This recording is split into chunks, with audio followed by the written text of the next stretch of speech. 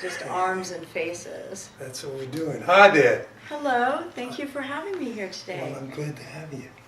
Lisa Garrett. Derrick. Derrick. Like oil. Like oil. Okay. D-E-R-R-I-C-K. Okay, that's why I don't think I've ever gotten anyone's name right.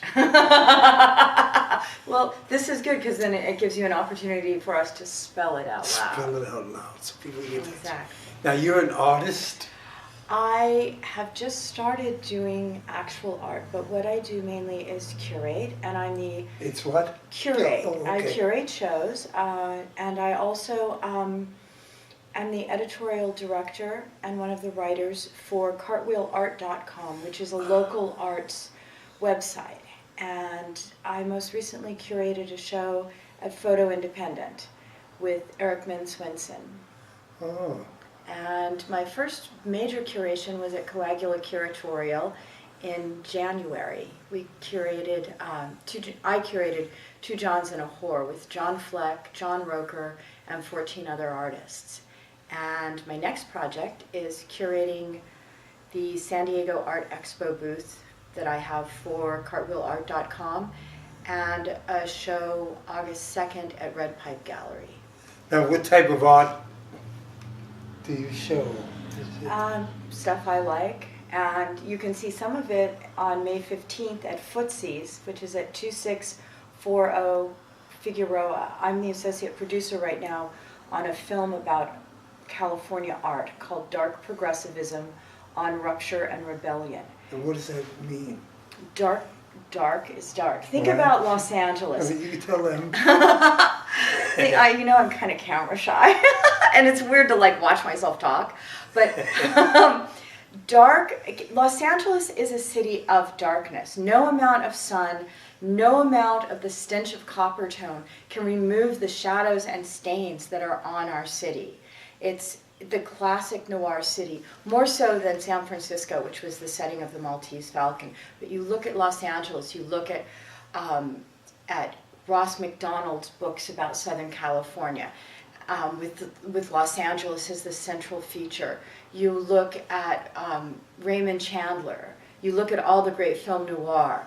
And there's that darkness still continues through to this day. There's so much darkness in Los Angeles. And a lot of that comes from the cross-cultural forces which are at war with each other instead of working together. And the art form of dark, so that's the darkness. Then you have the progressivism, which is a set of values that seeks for unity, to move forward. We're never going to move out of the darkness, but we can use the darkness.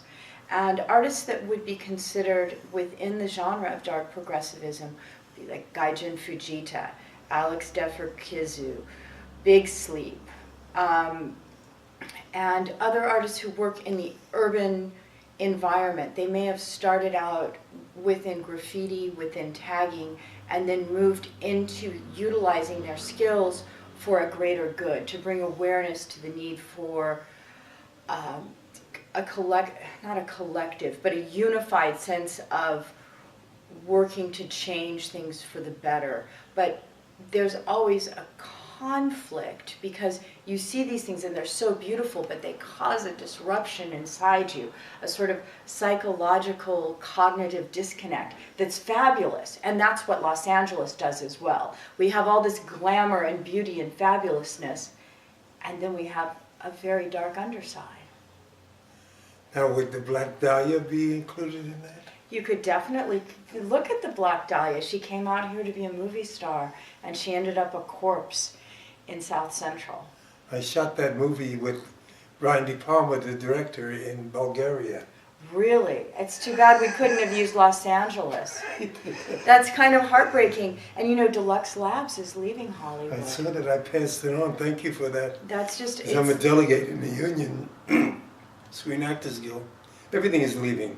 Everything is leaving, and it's very sad. We've gutted our production industry here. I grew up in, my mom worked in the aerospace industry, and my stepfather was a film composer. So I'm really a child of the two main industries of Southern California. And it's been heartbreaking to me to see the loss of production. And one of the things that is happening, though, is that production companies are working with a newly formed organization in the downtown arts district to help utilize the murals and preserve the murals and provide royalties for the mural artists. The organization is called CAMP, and they're working to... Camp, like Camp, C-A-M-P? Yeah, and they're working to... Because when you shoot a production and there's a mural, you may not want that mural in there. If you want to use the mural, you need to pay the artist a royalty. If you don't want it, there's temporary paint that can be used to cover it up and then restore it. Temporary paint? Yes, Really? in fact, some of the murals on our freeways are covered up by temporary gray paint that can be removed, the paint was put up to preserve them from tagging and destruction, and the paint's now being removed and the murals are being restored. That's one of the projects of the Mural Conservancy of Los Angeles. How did you get involved in all this? Okay, I will have Why? You know, my interest in graffiti art and urban art was not very strong when I started working at Cartwheel Art. I fully admit that. But I was at Beyond, I'm much more into narrative art, into classical art. I love Velázquez and Elizabeth Vigée Lebrun and the great, classical painters and Dutch still lifes, which have so much symbolism in them. But I read this amazing book. I was at Beyond Eden, and a guy came in with some of his friends, and he was totally out of place. He was really tattooed, all gray and black work up to here, his head, his scalp. I was like, that takes balls to walk into here, because you're not like a hipster dude. You're like a serious gangster. And he started talking with me, and he gave me a copy of his book called Living Dangerously. His name is Rafael Reyes. He's from San Diego. He's an artist down there. And his book is he's sort of a Romana clay, or a Catcher in the Rye, about his time as a graffiti artist and a gang member, and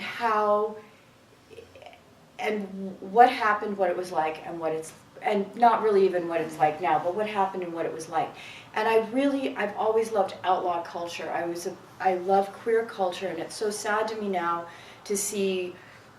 I'm thrilled that there's marriage equality. That is and that there's labor equality for the LGBTQ community. But within that, we're losing a great deal there's so much assimilation with the younger generation.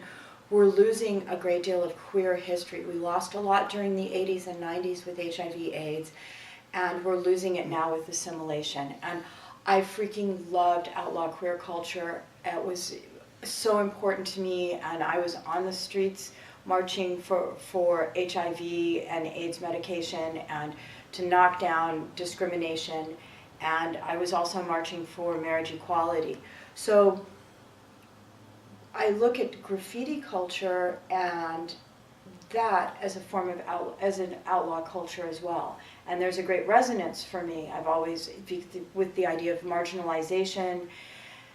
So I read this book, Living Dangerously, and I got it. I got a lot of the basic concepts, and it was amazing to me. So when I was doing the curation for Two Johns and a Whore, which had John Fleck, one of the great protest artists of our times, one of the great performance artists, this was his first gallery show, and major queer artist.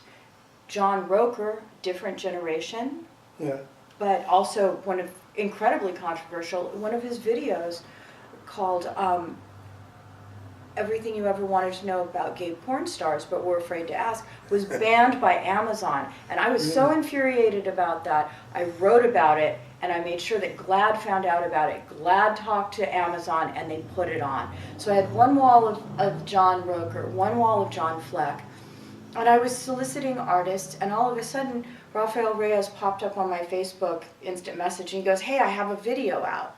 And I'm like, "You still do art, right?" Like, I had this vague idea he drew or something. He goes, "Yeah." I said, "Well, I'm curating this show. You want to be in it?" And he's like, "Sure." He showed up with these two beautiful sculptures. They're amazing.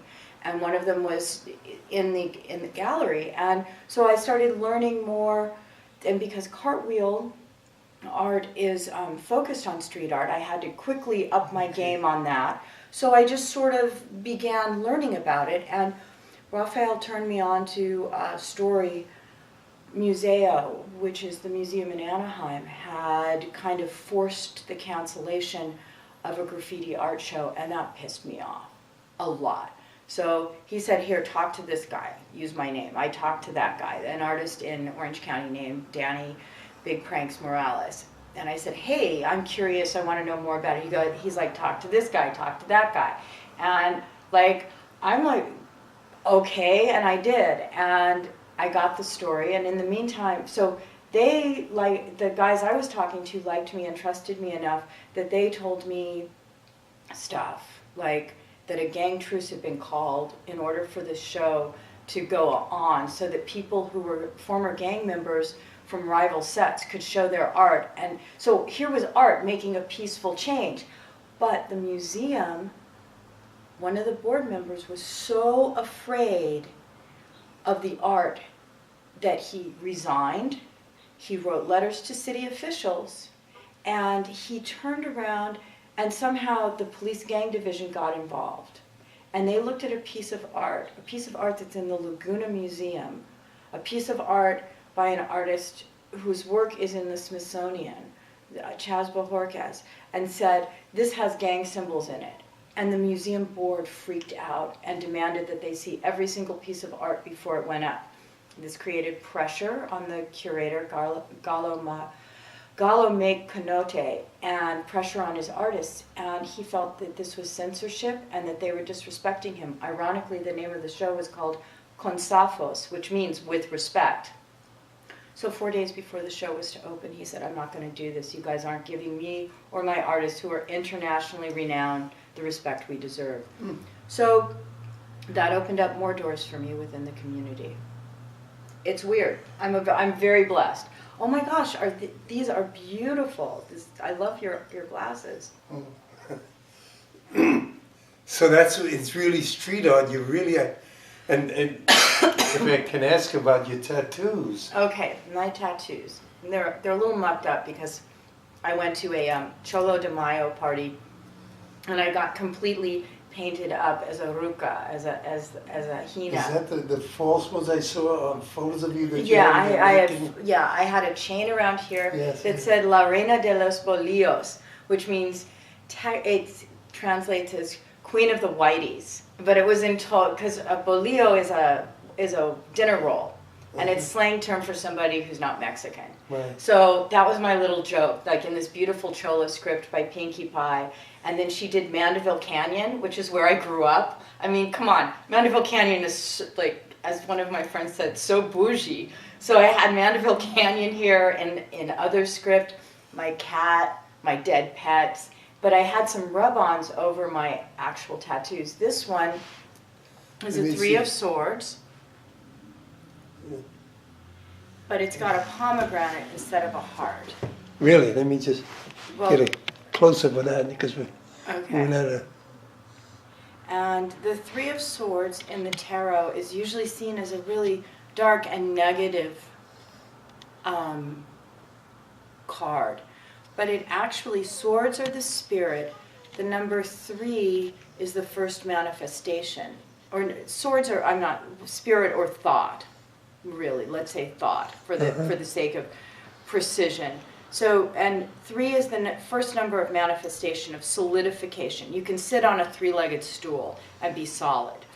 So it's the idea that with our minds, when our minds pierce our center, we are aware that we are manifest in the flesh. And that brings sorrow, because we're aware that the flesh dies and the flesh decays. And because of that, we're driven to create.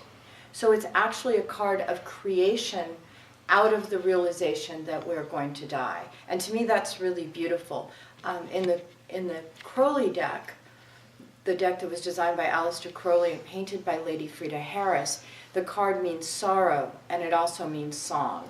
So this is like, and I use the pomegranate because it's a symbol of one of the deities that's very sacred to me. I also have her prayer on me, which fits for the idea of dark progressivism. It's darkness so dark there can be no light, light so bright there is no shadow. Yeah, I got it. The world, the four seasons, she which subdues, and the secret word. And it goes from Alpha and Omega, which is where beginning and end are you, and from you do all things eternal one come to their end. So, and a bee is another one of her symbols. So, and then if you want to get more in depth about it, but I have, all my tattoos have a certain significance to them. And you really enjoy it. I enjoy tattoos. I do. I like the, my endorphins kick in about 9 minutes into getting tattooed. But the trick to getting tattooed is to eat about 20 to 30 minutes beforehand. My tattooist, Stephanie at Ink in Venice, turned me on to that. She's like, you go and you have a burger, you have fries, you have a shake. You want to make sure you have nutrition in you so your body doesn't go into shock. Oh, really? Yeah, and Stephanie did my lower back. She did this, which is a partial cover-up. She did this piece, my lower arm. Now, this is interesting. This is not a medical symbol. A lot of people go, "Oh, are you a doctor?" I'm like, no. This is the wand of Hermes, and Hermes is the herald of Hecate. Whoops, queen of the underworld. Is that what she? Yeah, and she. He carries souls to the river Styx, and carries them across. And he, as the messenger of the god, he's also the messenger between the underworld, our world, and the above. And he's syncretic to other deities. He can be syncreticized, I should say, to other deities. He's often there's, of course, Jesus is the messenger between man. If you're in the Christian faith, Jesus would be the messenger between man and God. And then in Santeria, it's Elegua who opens the roads. So And you're very spiritual too. I'm coming. Yeah. Now, Yeah. Are you a witch? I am a witch, yes, and I'm also yes, I'm a witch, and I'm in in another organization called the OTO, Ordo Templi Orientis, which is it's a fraternal order of people interested in esoteric studies. And it's been popularized as because it was really launched by Aleister Crowley, who gets a bad rap. But the idea that every man and woman is a star, and love is the law, love under will, do what thou wilt shall be the whole of the law, is a really beautiful concept. Knowing your own will, finding your will, and doing your will, and knowing that your will is for me, it's a really beautiful thing.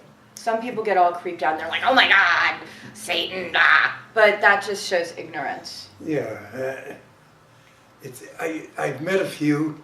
I remember one on Santa Monica Boulevard in West Hollywood. It was called Theodore's, across the street from Theodore's. She was a witch. Oh yes, of course, I remember that. You remind me of her. Oh, that was Babetta at the sorcerer's shop. Yeah, yes. Yes. You remind me of her, and I'm looking at you and I'm saying, that's why I asked if you were a witch. It's kind of, and it's very hard to, I will say, it's very hard to get a date because, I've got some stuff I've got stuff in my house that's very clearly, I don't have, my cauldron is small, it's by my fireplace, it's actually not a witch's cauldron, but I have sequin voodoo flags, I have a working altar that's my own, I have altars set up that I work for my friends, so it creeps out people. And I mean, my ex-husband actually asked me once he proposed to me if I'd voodooed him, and I had, because he was an action figure. He was in a movie and had been made into an action figure. And I went and got a copy of the action figure, and I got the upgrade in 11 months. I was married, and it's. And you really believe that? No, yeah. Well, life is not a reproducible experiment.